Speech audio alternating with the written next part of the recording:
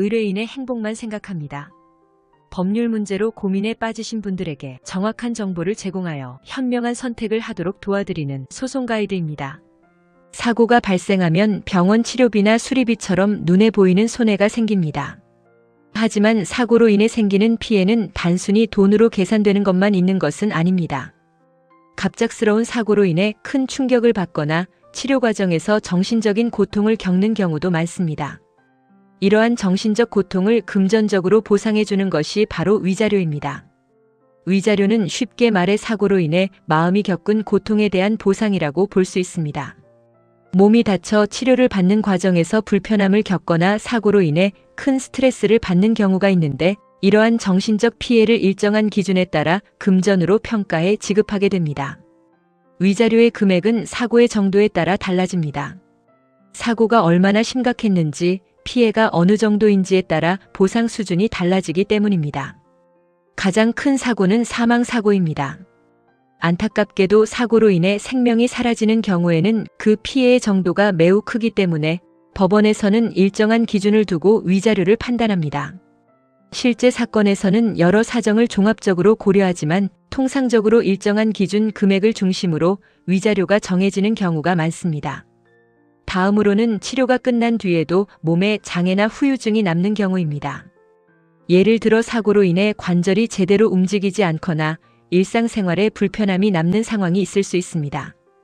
이런 경우에는 단순히 치료 기간만 보는 것이 아니라 신체에 남은 장애 정도나 생활에 미치는 영향 등을 함께 고려해 위자료가 결정됩니다. 후유장애가 남는 사고는 피해가 장기간 이어질 수 있기 때문에 보상 금액 역시 중요한 쟁점이 되는 경우가 많습니다. 마지막으로 비교적 가벼운 사고도 있습니다. 큰 수술이나 심각한 부상은 아니지만 일정 기간 치료를 받아야 하는 경우입니다. 이런 경우에는 정해진 공식이 있는 것은 아니지만 보험회사에서는 보통 치료 기간이나 진단 기간을 기준으로 일정 금액을 산정해 위자료를 제시하는 경우가 많습니다. 다만 이러한 금액은 절대적인 기준이라기보다는 하나의 참고 수준일 뿐이며 실제 위자료는 사고의 상황이나 피해 정도에 따라 달라질 수 있습니다.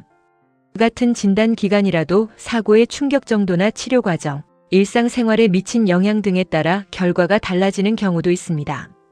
특히 뼈가 부러져 수술을 받았거나 치료가 끝난 뒤에도 몸에 불편함이 남는 사고라면 보상 문제를 신중하게 살펴보는 것이 중요합니다.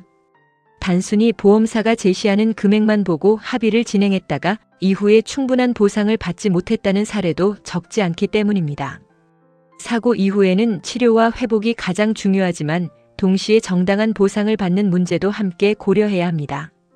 사고의 규모가 크거나 후유증이 남을 가능성이 있다면 관련 기준을 충분히 확인하고 신중하게 판단하시는 것이 도움이 될 수 있습니다.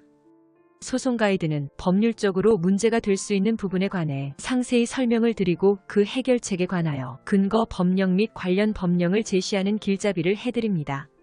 항상 노력하는 자세로 의뢰인의 이익을 최우선하는 모습을 보여드리겠습니다.